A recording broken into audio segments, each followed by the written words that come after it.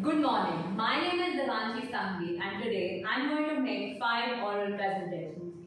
My first speech is a sermon based on a specific text delivered at a motivational week in a college fest.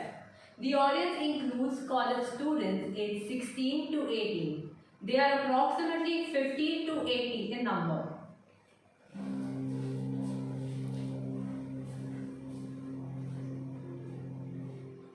Good morning. I am Devanshi Sanghi and today I am here to talk about something you experience every day. Karma. You are a perfect reflection of the choices you have made. If you want better results, make better choices. Newton's law of motion. Every action has an equal and opposite reaction is a good example of karma. Karma is an act or acts that cause the entire cycle of cause and effect, which actively shapes the past, present, and future of an individual.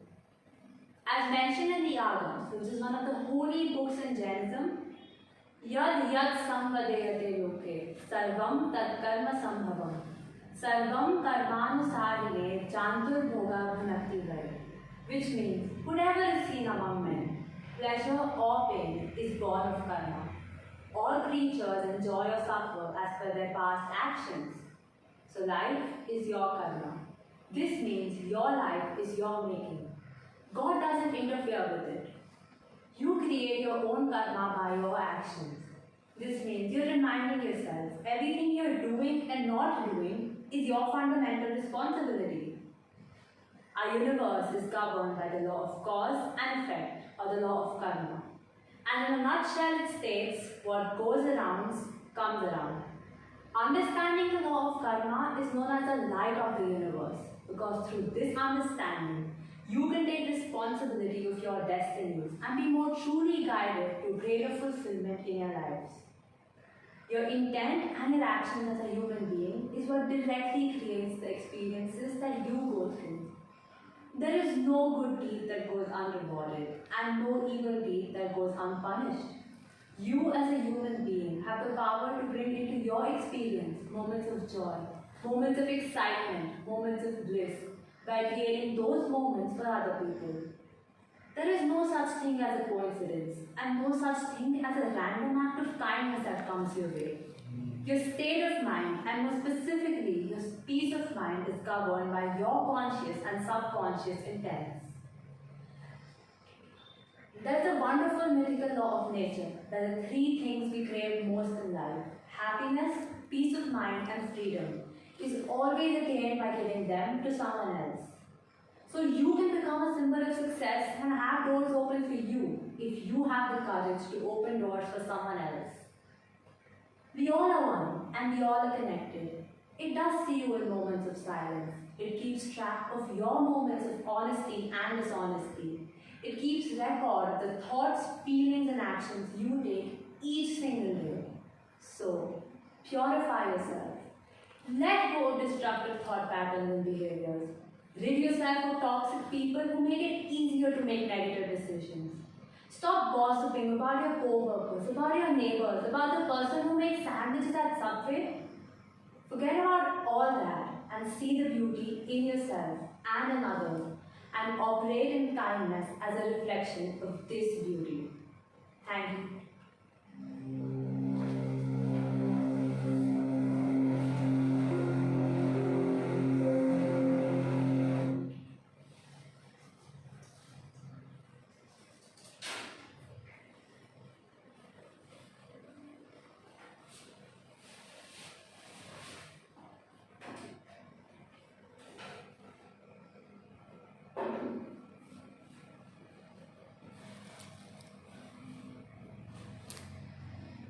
My next speech is an introduction and thanking to the main speaker. I am delivering this speech as a volunteer of Bangalore Medical Services Trust to an audience of about 100 in number. They are aged 18 years and above.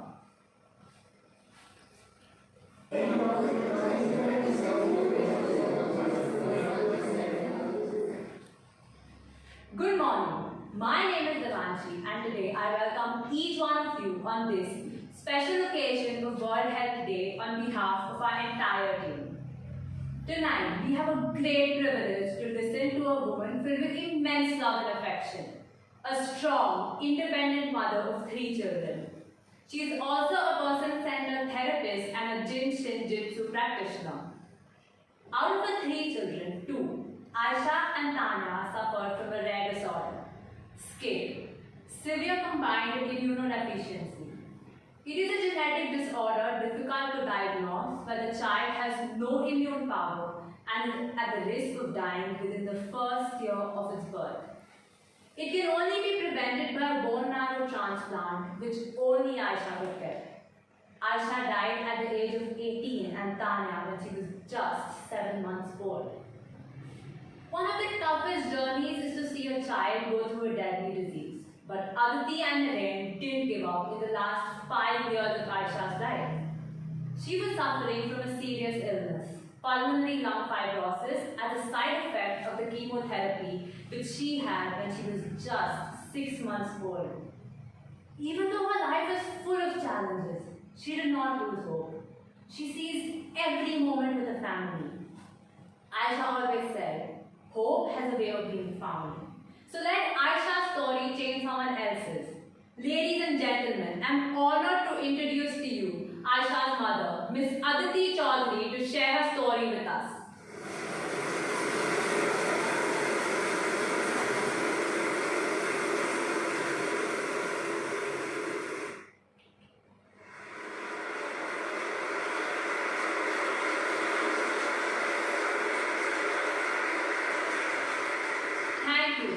Thank you, Aditi, for bringing Aisha into this world and being here with us today.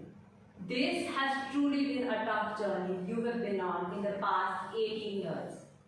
To quote you, Aisha got rid of her anger by throwing darts at God. No mother would have allowed this. You shared with us how you changed your lifestyle for her. You shifted from India to United Kingdom twice. From quitting your job to being a mental health therapist, you have always been so strong and supportive. Even though Aisha's life was full of challenges, you always supported her. Aisha was very sick towards the end of her life.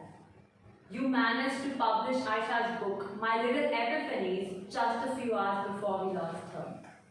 I would like to urge each one of you to watch the film The Sky is Pink, directed by Shanari Bose, to gain a greater insight into Aisha's life. We cannot express our gratitude towards you in just a few words. We look forward to see you sharing your journey all across the world so that you can make a difference for all such families. Thank you so much for all you're doing to spread this message. In India, every 5 minutes someone is diagnosed with a blood cancer or a blood disorder. We can help you find matched donors if we have enough registered donors. So please register with Bangalore Medical Services Trust to save a life. I want to thank each one of you who has volunteered their time to bring this event success. Last, I want to thank each one of you for coming. Without your continued support, we would never be able to put up events like these. Thank you for joining us here today.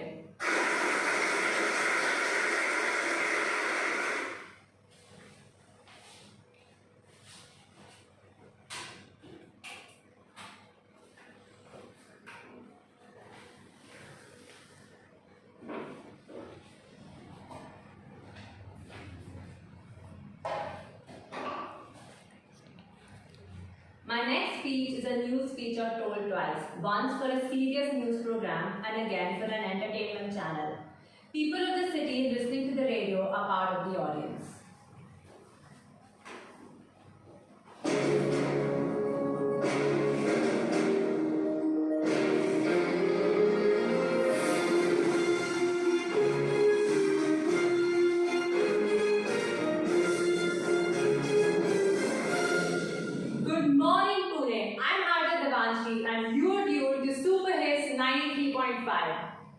On March 19th, when the scare of coronavirus had just begun to knock on our doors, Prime Minister Narendra Modi addressed the nation. As the country awaited with anxiety and anticipation, he gave a call for a national applause for 5 minutes. to coincide with what he termed as a day-long Janta curfew. People all across the nation clapped and rang bells, making it a successful task. Modi asked people to stay indoors and practice social distance to break the chain. He asked people to stand on their balconies, main doors and clap for 5 minutes as a tribute to the good work being done by the frontline workers, including healthcare and sanitation professionals, policemen and delivery staff. When Modi gave a speech for the second time, he asked people to light diyas, mobile flashlights or torches for 9 minutes. The astrological significance of it notwithstanding united people in India to show a rare resolve in India's fight against COVID-19, a disease which by now had spread its tentacles across the nation. The visuals that emerged on social media were nothing less than mesmerizing. It was an epoch-making moment and marked a new beginning in redefining India's sense of shared purpose.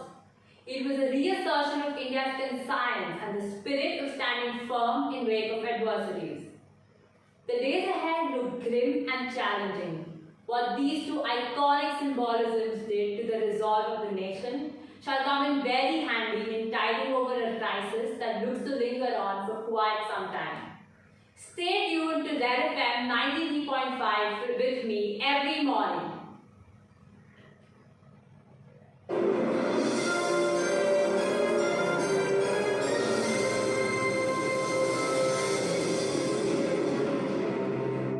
Good morning, Pune. I'm RJ Aki, and today we are here talking about Modi's plan to overcome the coronavirus pandemic.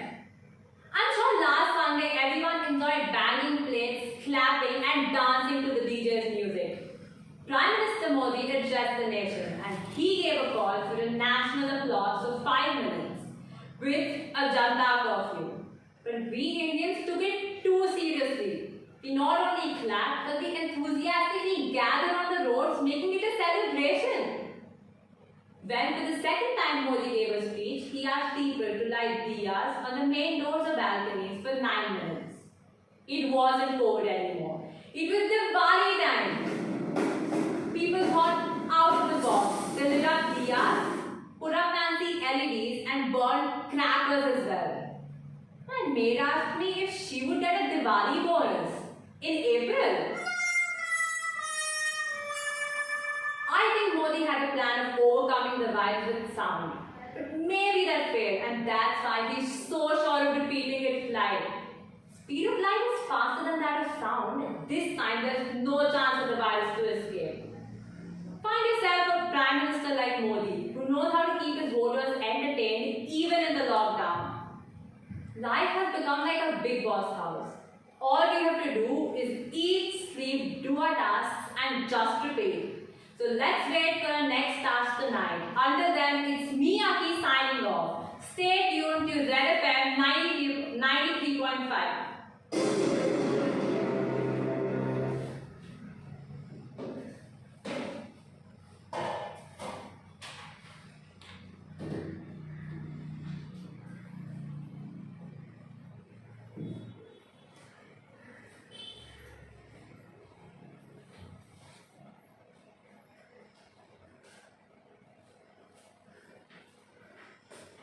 My next speech is an after-dinner speech at a celebratory sporting event. The audience includes teammates, coaches and sponsors.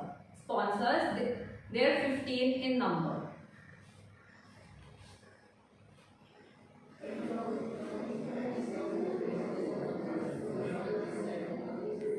Congratulations, girls! We finally brought the trophy home.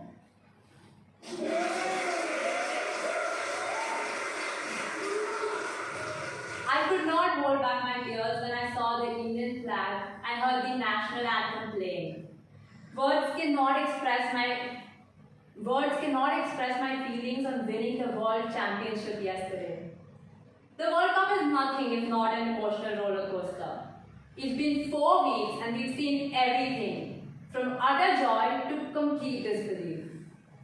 I started playing gymnastics at the age of 6. And soon I realized this is what made me happy. It was love at first sight. At the age of 10, we came together and we had to make this dream a reality. Today I realize why the word sportsmanship is taught to everyone.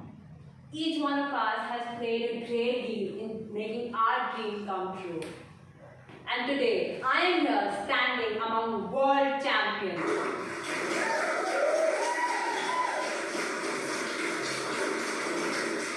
Ohashi had a back injury, but the scores that came up were amazing. A 15.95, that's the highest anyone has ever scored on the floor. In times when we've got hurt individually, it's not really about us. It's about the team. Yes, gymnastics is an individual sport, but when it comes to being on the national team, everyone is selfless. Rucha, your performance has been amazing. From not qualifying the prelims to being the best on the world, all we did was trust ourselves, trust our preparation, and trust that our bodies can do it. Even though there are skills you can't get, but somebody else can, everyone's journey is different. We all were a team from start to finish. We've seen some of the most hardest moments together, but also some of the most amazing ones. This wouldn't have been possible without all 7 of us. And this is what will bond us together for a lifetime. It takes a lot of commitment, sacrifice, and promise. At times when we've fallen, all we did was work hard and continue training because we love the sport and it's such an amazing sport. Obviously, I hope to bring more trophies for the team and for India. 90 seconds on the floor, on the beam, or on the wall. Nobody can take these 90 seconds from you. Because whether we play well or not, you will always remember these 90 seconds for the rest of your lives. Because I am confident, if each one of us plays the best gymnastics of their lives, then even God himself cannot take these 90 seconds from us. I want to take this opportunity to thank our sponsors, Kellogg's and Nivea for all the amazing equipment, River Falls Gymnastics Clubs, PNG and Delta. I want to thank our coaches, Mr. Om and Ms. Vaishnavi. Without your support, we would never be able to put up performances like these. Thank you for inspiring us to becoming a better gymnast and a better person as well. This wouldn't have been possible without the support of our parents and our coaches. So let's raise our glasses to the honor of our victory. Last, I want to remind you that all good things have to come to an end. So we have to be on the mat on Monday morning at 5 o'clock. So have a good night.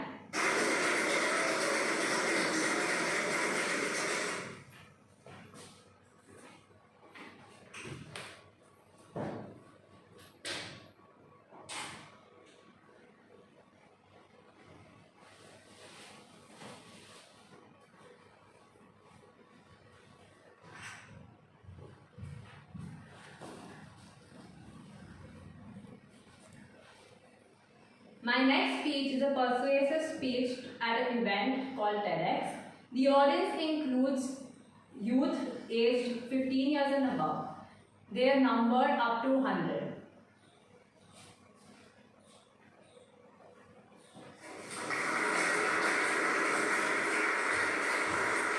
Thank you. Thank you for having me here today. It's truly an honor to be here on the stage and have an opportunity to inspire people and leave a mark in their lives. So, to start with, I'm here to talk about making a change. Take this personally between you and me. This is an open invitation for men, women, and everyone else in between to unite. Let's change our world to make it a better place for everyone. Let's teach our future generations to be fair with everyone. Don't make young girls believe that they need to choose between beauty and brains when they can have both. Don't make young boys believe that wounds of skin are a show of strength and achievement. Let them show their emotions too. Don't let them believe that mental wounds are a mark of failure. Let's teach everyone waxing, clothing and makeup is not gender specific and it is their choice and decision. Women don't become mothers, but people become parents. So why do only women get a maternity leave? Let's give men a paternity leave too. Let's not decide a child's roles and dreams in its early childhood. A girl can pursue engineering and a boy can cook. A girl can love Hot Wheels and a boy can play with dolls. Ask for strong female protagonists in movies who don't wear tight t-shirts or uncomfortable superhero costumes, but who can inspire young generations. Ask for strong male protagonists in movies who don't have huge biceps or 8-pack abs. I see heroes every day when I see my neighbor paint her son's nails even though her husband calls it pain. I see people braid their son's hair because he likes it and treat their daughters like a man because she likes it.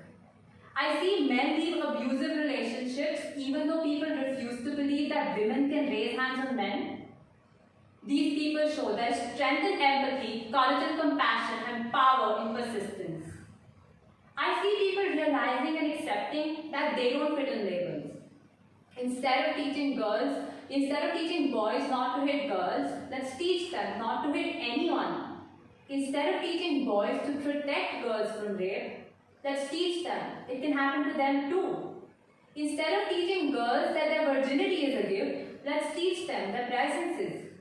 The end goal in life is not to marry but to be successful. Please don't tell me I'm foolish to have a vision like this. I'm asking for his safety and mine. His, her, them. Every non-binary's rightful representation in a safe world. This bubble consists of more than just you and me. And it's time we start to care. Because you are young. You're torn between the world of hate and world of dreams. So much to lose, so much to gain, so much to fight for. But there's still so much to change. Until we start treating everyone equally, we have no right to complain about the treatment we receive. Equality isn't voluntary, it is a necessity. So let's redefine heroes to make the change we want to see tomorrow. Heroes, it is a noun pronounced as he heroes, and I define it as hit everyone with the reality of who each one of us secretly wants to be. Thank you.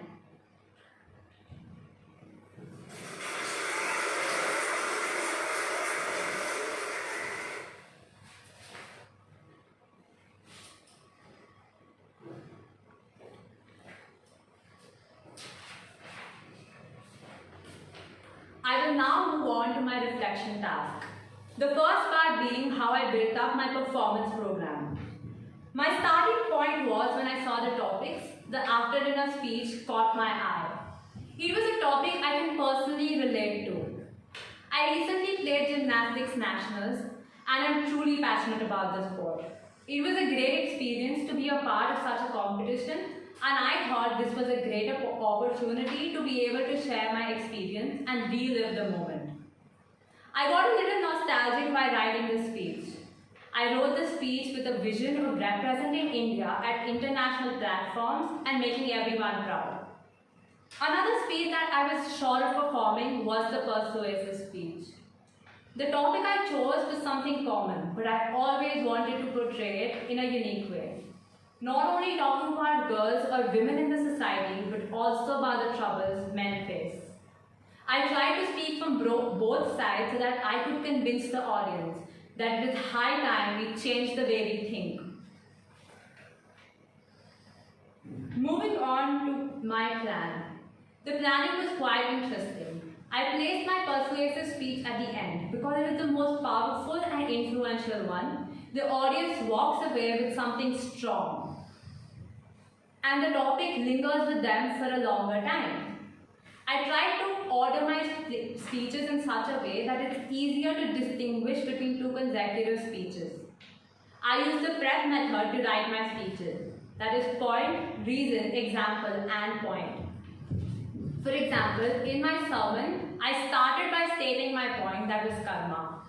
Moving on, I gave references from the religious text and gave real-life examples like gossiping, talking to your neighbors, and helping others. Towards the end, I reiterated my statement that was to purify ourselves. To create balance and variety for the audience, I used presentation and sound effects to keep the audience engaged at all times. I chose a suitable age for the audience that would find the topic appealing and at a relevant event. I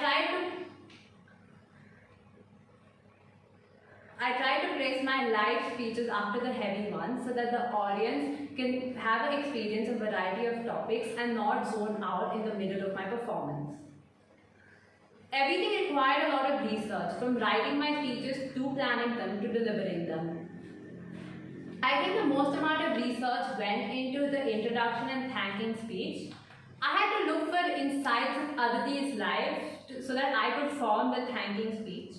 I heard a few of her interviews and speeches. I also heard Aisha's talks and speeches so that I could understand her situation better. For the radio talk, I looked for multiple news articles that the audience would find appealing and I could make it funny as well. The most difficult part in this one was to get the funny tone correct. So I heard multiple stand-up comedians and radio jockeys to inculcate their tone and character. For the sermon, I had to look for multiple religious texts and I read a few religious books so that I could find the perfect text that would fit my topic, and it would help me to instill a few values and beliefs in the audience. I think the only speech that did not require a lot of research was the after dinner speech, because that's something I wrote with personal experience. Moving on to personal response and challenges.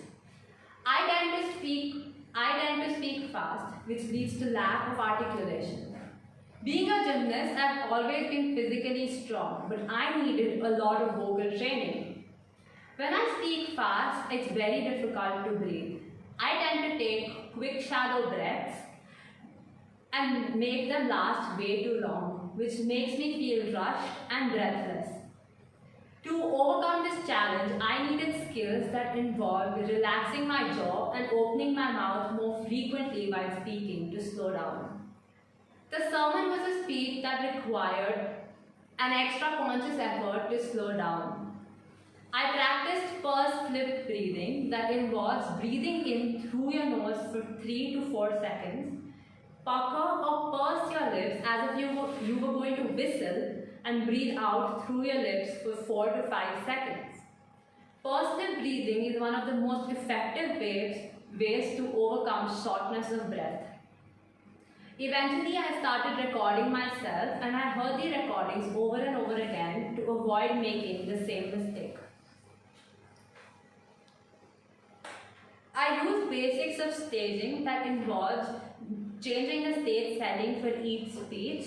I also used a little bit of props and a change in my attire here and there. This helps me give the audience a realistic view of my performance. I discovered that it is very difficult to convey a message of a speech if you speak fast. If everything works in unison, from pace and clarity to stage setting and props, that would be the best performance program. To approach a similar challenge, I would record myself and hear the recording multiple times so that I can analyze my vocal techniques and improve of them. I will practice pursed lip breathing so that I can maintain my pace on a regular basis. I discovered my limitations, that it was very difficult to convey the real message of the speech if I speak too fast. I practiced multiple breathing exercises that could help me slow down. This not only helped me to communicate and emote with the audience, it helped me to hold the attention of the audience and also deliver my points more powerfully and persuasively.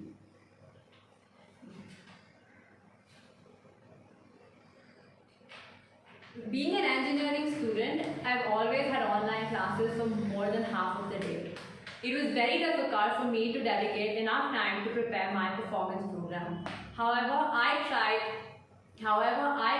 to create a balance and prepare my performance program.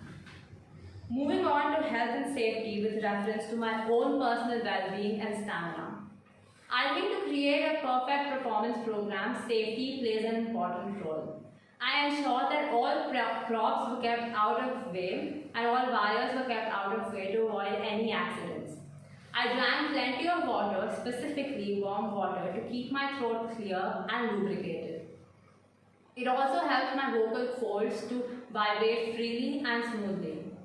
Keeping the coronavirus in mind, I avoided catching cold or cough. I breathe steam every single day so that it helps my voice box to be moist and lubricated and kept my vocal folds relaxed.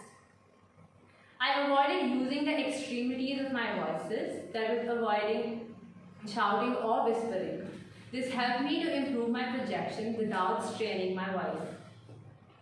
A short warm-up before my performance program helped me to relax myself.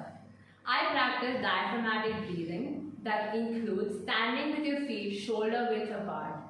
Breathe in through your nose for 6 to 7 counts. Your belly expands and your diaphragm moves downwards, allowing maximum air to get into your lungs. Then you breathe out through your mouth for 7 to 8 seconds. Your belly moves inwards and your diaphragm moves upwards. This exercise helps me to get rid of any anxiety or nervousness. It helps me to get rid of stage fright and helps me improve self-confidence. I would like to demonstrate this exercise now.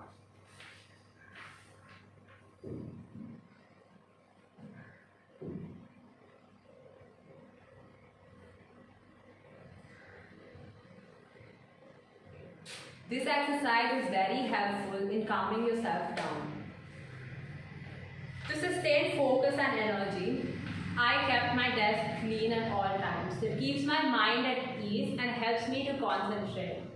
I set deadlines and daily goals so that it helps me to avoid any kind of procrastination.